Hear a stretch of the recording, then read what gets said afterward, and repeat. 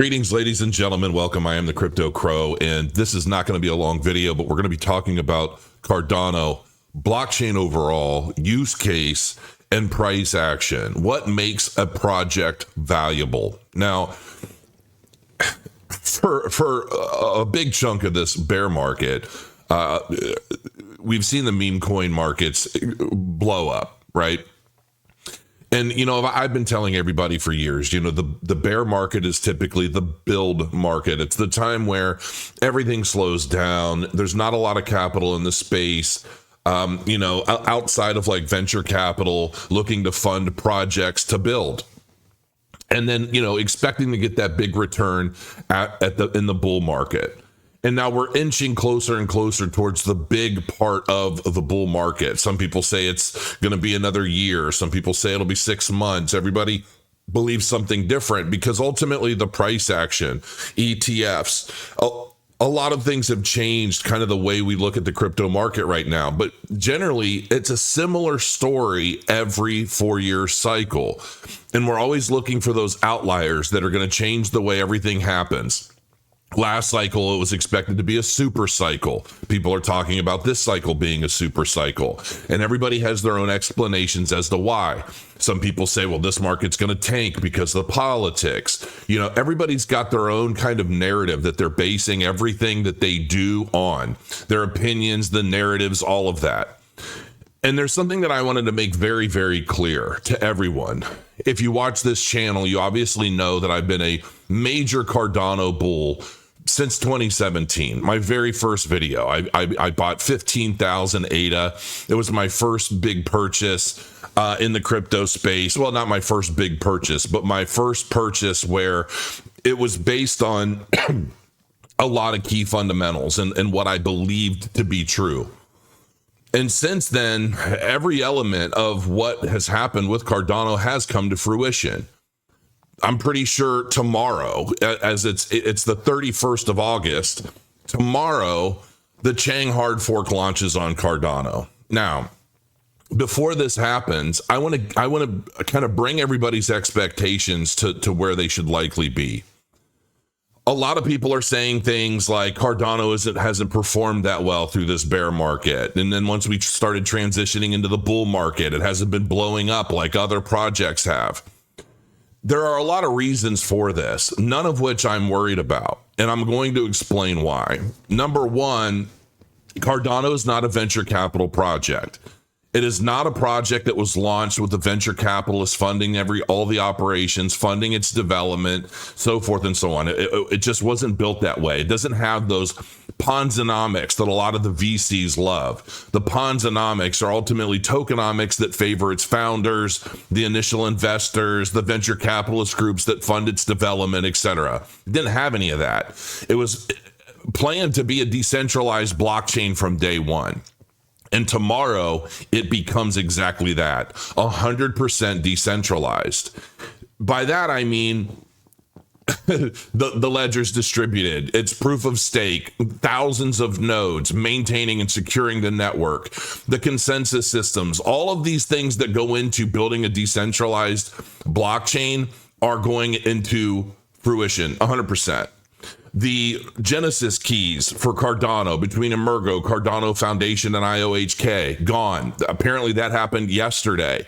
That is a huge, huge deal because it ultimately takes these parent companies that have been building on and making the executive decisions for the blockchain out of the equation and puts it all 100% into the hands of the token holders and the D-reps and all of the systems that have been built to manage this blockchain. Now, why should things be kind of tempered a bit in terms of expectations?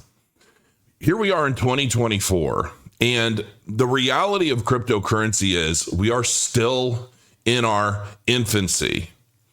And a lot of people don't really understand that concept yet because they said, well, it's been, 10 years, and, Bitcoin was created in 2009. And, we are still in its infancy because ultimately we haven't even really established the true foundation for use case yet across the globe. We haven't even really broken into the mainstream in terms of mainstream utilization of blockchain technology. All of the uses for blockchain to date are very niche, very specific things that can be built with the intention of making money, right? Because this isn't like, there are so many different analogies or examples of what I'm talking about. But basically, it's all of the easiest use cases that benefit token holders that have come first as the technology across the board and all L1s, L2s, dApps, apps, you name it. All of this stuff is being built using the ideas of its developers, the plans, but ultimately to try and make money, to continue building the market, bring capital into the market so that more things can be developed, bigger things can be developed. Now, we see a lot of the meme coin market having been built, there's 20,000 meme coins a day on one particular chain. You've got meme coins coming out left and right. Back in 2017, 2018, it was all about the ICO. It was about the initial coin offering projects that were basically selling their tokens in efforts of obtaining the capital necessary to then build their applications, their websites, their whatever it is that they were building. Because of the SEC and a lot of the nuances associated with blockchain tech and obtaining investment capital, that has basically gone to the wayside for the most part, except for, companies outside of the US. A lot of them are based in like Singapore or, basically different countries, right? And that's a challenging thing to do. We've seen so many companies basically be, I don't want to say attacked, but ultimately gone after by regulatory bodies for whatever reason, most of which have ultimately turned out to be settled cases and realistically, let's be real, revenue streams for the SEC to operate. Okay. And so, but at the same time, the SEC has been using these investigations as a way of understanding not only the front end of cryptocurrency, but the back end. How are these companies operating? What is their objective? What is their operation model? You name it. What are they doing behind the scenes? How are they profitable? How do they structure their companies? They're learning how the blockchain industry is likely to continue growing and expanding from where it's at today. So while they're, basically regulating through enforcement, if you will, I believe, a lot of people say, well, why does the SEC keep going after these exchanges or this company or that company? And they continue losing case after case after case. I believe it's not because they necessarily believe that these projects are securities, but they have to have a reason to go in and investigate what these businesses are doing. So while it looks from our perspective like the SEC is going after these companies because, they think this is a security or that's a security, etc., I don't think that's why they're doing it. I think they're ultimately trying to learn and understand the nuances of running a blockchain-based business and what sort of, holes may need to be filled with regulation to prevent people from getting burned, companies from being predatory, et cetera, et cetera. And while they're doing that, and they're putting all of these man hours into all of these court cases, they're ultimately settling, which ultimately makes these wealthy. That's why I think they're going after the biggest crypto companies, the biggest exchanges, the biggest projects, because they have the capital to settle and ultimately pay for all of the man hours that goes into this education of the regulatory bodies. That's what I truly believe is happening. I don't necessarily think that it's because Gary Gensler is against crypto. I think for him, it's both political and working. Like basically, the left-wing politics that appointed him basically said, we want you to go after crypto. He says, okay, I'll do that. But he was originally a major crypto proponent. He used to give lectures at MIT about how good and powerful and great crypto was. Pretty sure he was a big fan of Algorand or something at the time, and amongst others. So what do you do with somebody who's basically appointed with a left-wing agenda, but ultimately wants to learn and do his job at the same time and understand how to regulate the space? Why is it taking so long? Because it's not just about the technology itself, but it's about the businesses that operate and build that technology that matter. And I think that's what that has been all about. And they're still doing it now with cases against Kraken and others. And yes, they keep losing these cases, but in effect, they're still winning because they're learning how these businesses operate. And they're doing all of this before the big mainstream rush of crypto starts to really unfold. So that is ultimately what I think is going on from that perspective. You look at the meme coin market and you look, oh, people are throwing $100 into like a whole bunch of meme coins and maybe they get some money, they make some profit before this gets rugged or that gets rugged. It's a dangerous game that I encourage people to not play. It's one thing to get into a meme coin because because it's funny, or you just want to own a little bit, almost like I consider meme coins pet rocks. They do absolutely nothing. But it's like a sentiment thing. In one way, every layer one blockchain has a series of meme coins that basically represent that blockchain. Like on Cardano, you've got Hosky, Snek, can't even remember you got Crow token, you know what I mean, which is my token that I do nothing with right now. But there are these meme coins that basically represent the blockchains they're on, and the communities typically rally around these meme tokens for fun. And while a lot of people expect to make and hope to make a gain over a period of time by holding these tokens, buying them in at fractions of a penny, watching them rise in popularity as the memes and the jokes and everything continued spreading throughout the internet. Ultimately, it's a game. It's a game that basically degens love to play. It's like a lottery. It's gambling. You're throwing money at a whole bunch of colors on a board and you're hoping your color comes up before it gets rugged. And you're able to get out of that project. It is a game. It's like hot potato. So that is basically what has been taking over the crypto market in the bear market, as everything has been very, very boring. Now, we're getting to a point where politically we're going to be at a crossroads. We have the right that apparently and seemingly is very much pro-crypto, wants to make the United States a central hub for blockchain development, the adoption of blockchain technology. And then you've got the left that's adamantly opposed to blockchain. They want to maintain the old way of doing things while transitioning into, I don't know how else to say it, but let's just call it a more social way of doing things. And increasing taxation and basically pulling more money out of the public, putting it into the hands of the government so that they can decide what happens to it, while the right is basically saying, things aren't going so well. We understand the crypto tech. We're heading in that direction no matter what. We might as well adopt it and flourish with it and become known for it as opposed to fighting it. And that's just one little element of how these two are fighting. But as we continue moving into the election, we're going to start seeing a lot of ups and downs associated with blockchain, Bitcoin, Cardano, Ethereum, all these different cryptocurrencies. But the reality of it all is it's all still very much in its infancy.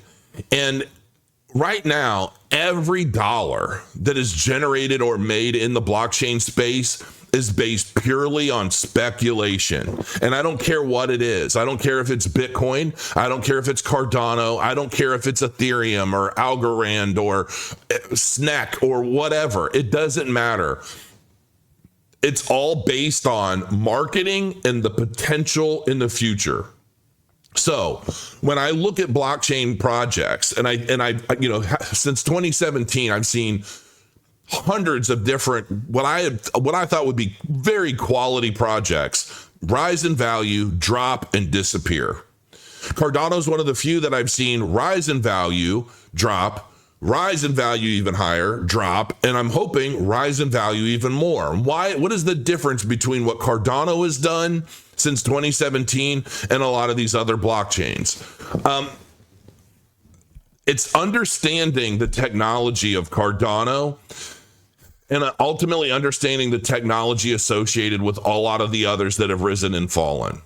And by that, I mean, it's understanding what is the ultimate use case for the blockchain that you're talking about. Cardano being a layer one, truly decentralized. It's not under the control of any one individual person or even one individual small team or small group. Okay.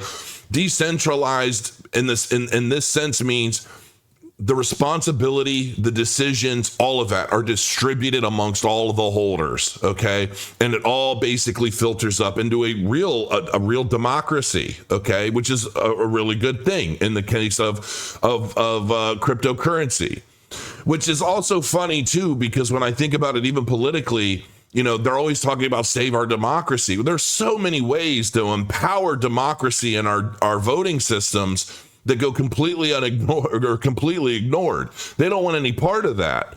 They say it, but then everything they do is kind of the opposite of it. When in reality, they could adopt technologies like Cardano using Midnight or basically a side chain. There are so many different technologies they can utilize to make sure that democracy reigns true, but they're not doing that. They have no interest in doing that, and it doesn't make any sense to me. But when you're talking about this technology, you have, high throughput, interoperability, the ability to operate amongst multiple chains simultaneously through bridging and other efforts. You've got scalability, expanding the reach of the chain, and just so many different things, multiple languages that you can code with. So basically what I'm trying to get across here is you've got a lot of these chains that are very narrow, right? They're very narrowly focused. Maybe they were built for this use case specifically or that use case specifically. And they launched, years ago. They've been growing, but they're really only going to be able to capture that particular niche. Then you've got projects like Cardano that have been built and designed from the ground up with technology that is ultimately being copied and duplicated by other blockchains today, including Ethereum, because it's so superior on so many different levels that other blockchains are saying, you know what, Cardano's taken a little while longer, but they're giving us a roadmap on how we can change and adapt our blockchain to become better and more like it, right? And so we're seeing that across the board with a lot of different blockchains out there. But Cardano's the one that's doing it first. So even though Cardano wasn't the first to be finished, it is the first to be finished with superior technology that now everybody's looking back and saying, we should have done it that way. Maybe we should do it now. And so that in itself is a really big testament to the technology that's been being built with Cardano. Now, outside of that, we're going to see a slew. There are 1,300 different major projects being developed on Cardano right now. And I'm sure we're going to continue seeing many, many more. And we're going to start seeing the announcements of a lot of these projects, between now and mid 2025 or likely the peak of the market and then beyond, I'm sure. And that is ultimately what's going to draw in the mass adoption. Because if we want to take the two different ways that a cryptocurrency gains in value, one is speculation. It's people getting in early, expecting the price to rise because other people are going to look at it and say, that's going to be widely used in the future. I want some now while it's cheap. That's the speculation. They buy in at a low price, expecting the price to go up higher.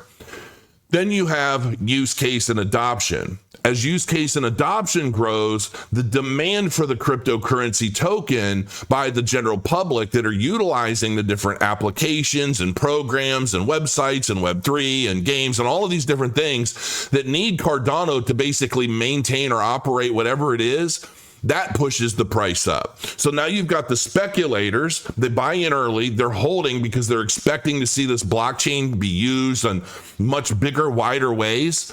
So they bought in early, believing in the technology. They're speculating on the technology. They're holding, while then the newcomers to the space enter the space later to actually use the blockchain as well as speculate from where it's at whenever they get in. So you get a mix of that.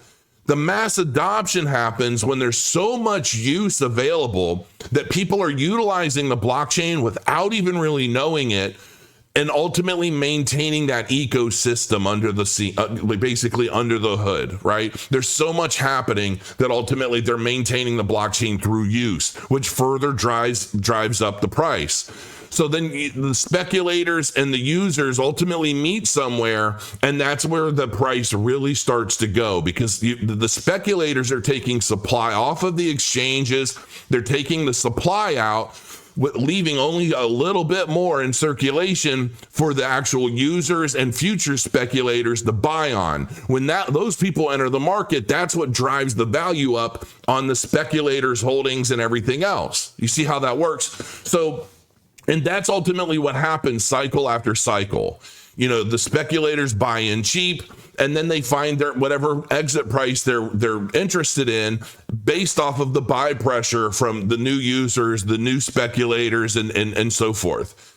And so it's not going to be until the users outweigh the speculators that we've truly reached a level of mass adoption. And so at that point, the question then is, what blockchains are going to achieve true mass adoption before the rest do? Okay.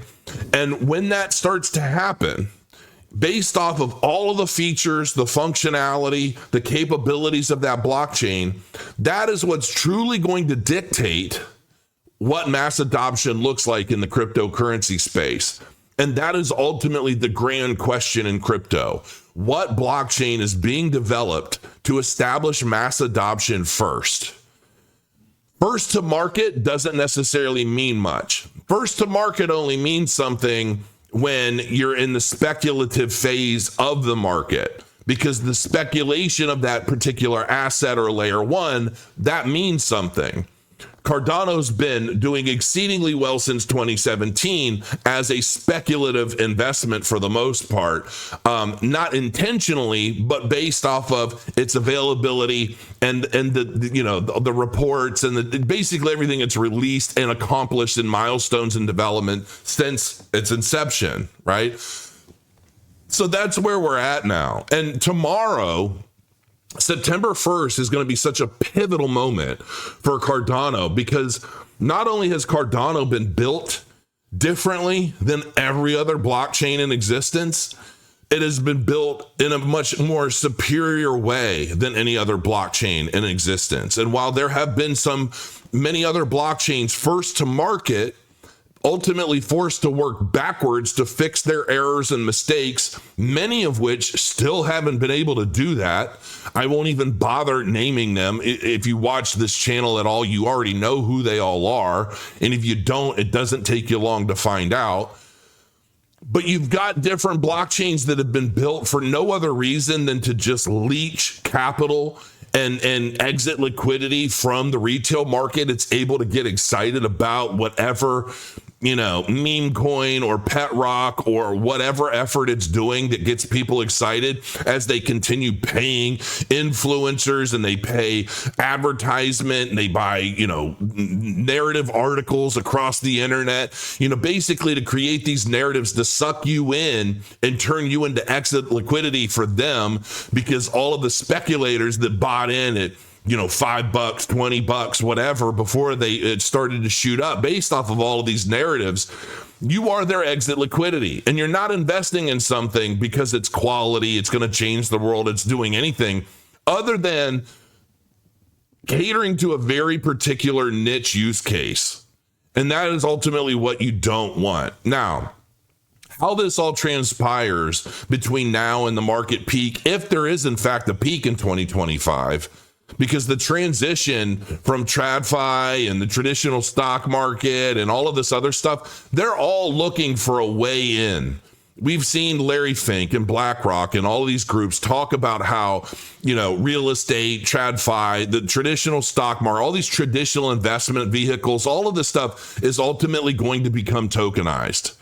And when we see that, the question is, what blockchains are they going to utilize to tokenize all of these different real world assets? The stocks, the real estate market, is real estate going to become a system of fractionalized NFTs that pay royalties to investors as securities?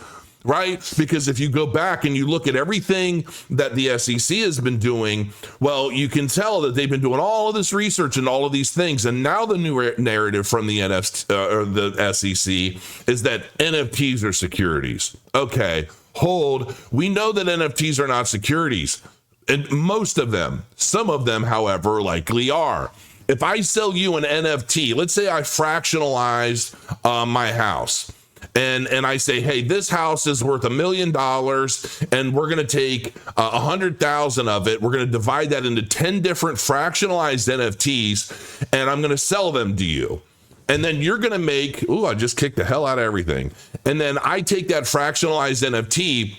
Maybe I hold 5 of them. I sell the other 5.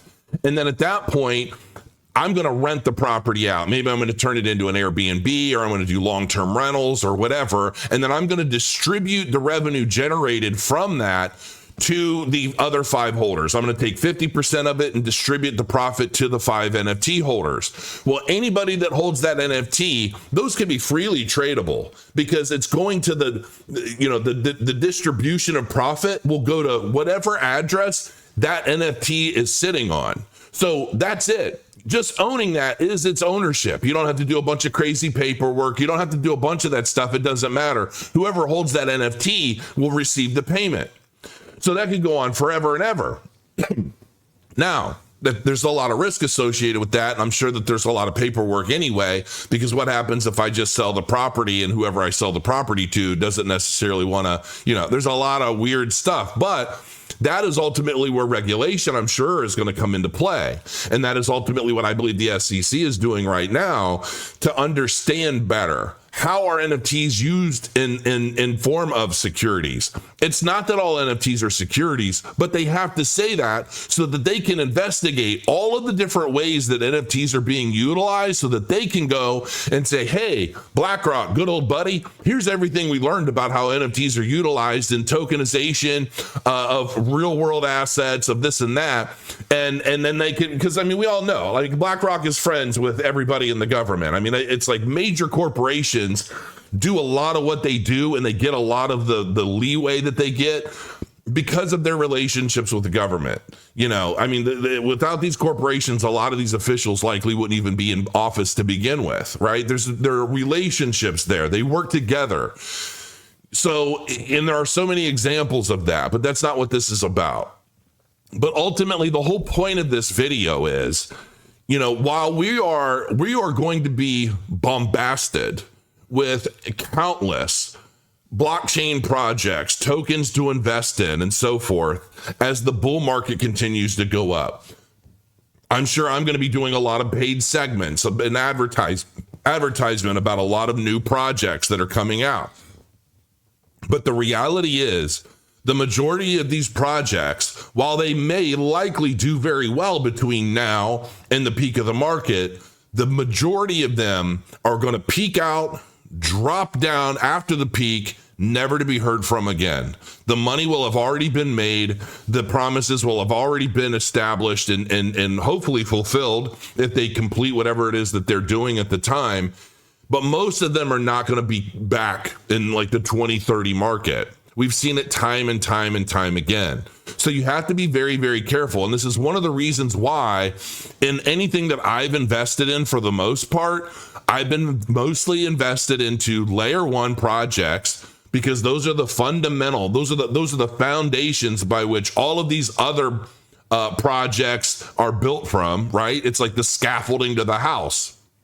So that's been my motive. And I'll throw a little money into this layer 2 or this DApp or maybe this DeFi token or something like that, just to basically broaden my horizons a bit. I have some Omni token, which is a big real world asset. I've got a little bit of a lot of different things just in case, just to, spread my wings and give me stuff to talk about that I like.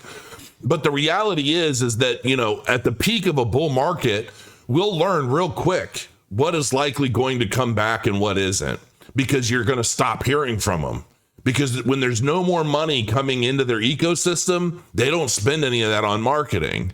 And only the really, really good ones continue with their heads down through the build market, preparing for what's to come in the next bull market. So they're putting all their money in development and building and expanding and all of that.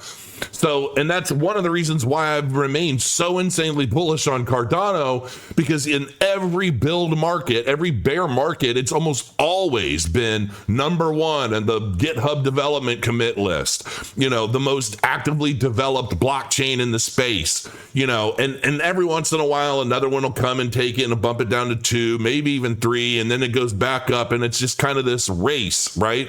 But it's always been at the top because it's always been continuously improving. And so the whole point, I guess, of all of this is to say, happy birthday. Happy birthday, Cardano. September 1st is such a big deal for all of us in the Cardano community who have been following your growth from inception, who have been reading all of your boring academic papers, trying to better understand the future of Cardano, and not only the future of Cardano, but the future of blockchain technology as a whole.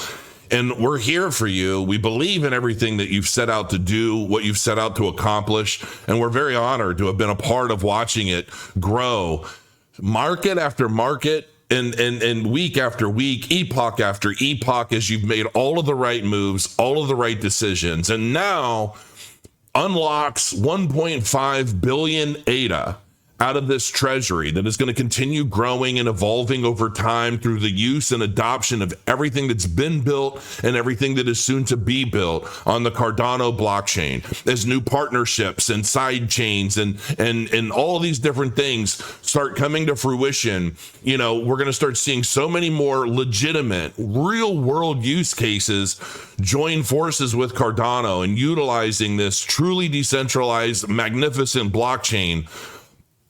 And I can't even put into words the excitement that I have for what I expect to see moving forward, how things are going to change, and just, being able to start doing marketing for Cardano, being able to start seeing marketing partnerships and advertisements and things like that, which I really hope to see sooner than later, because the story of Cardano needs to be told in so many different ways, a Netflix documentary or, there's so many different things that need to happen to tell the story of Cardano from inception to where it's at now and where it's going to go from here. And why is where it's going to go from here important? Because contrary to all of the FUD and the naysayers and the doubters and the uneducated, which is really what it typically boils down to, people that just buy headlines, they buy narratives that have been paid for by somebody else, trying to put an image or a thought into other people's minds. And these people don't have the time or the care because they hold something else. They hold some other token.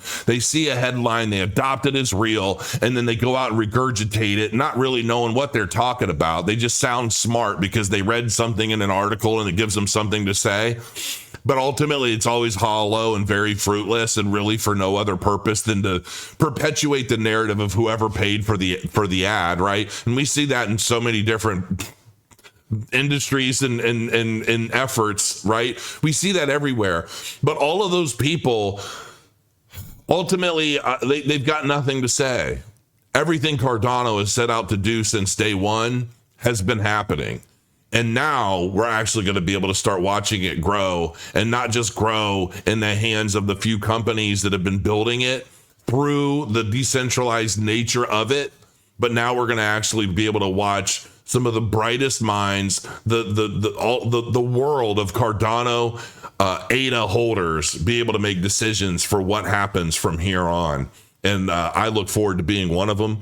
And that's about it. Happy birthday, Cardano, September 1st. Here we are. It's finally happened. Can't believe the day's finally here. We'll see you soon. Until next time, crow your coins, and I'll see you soon.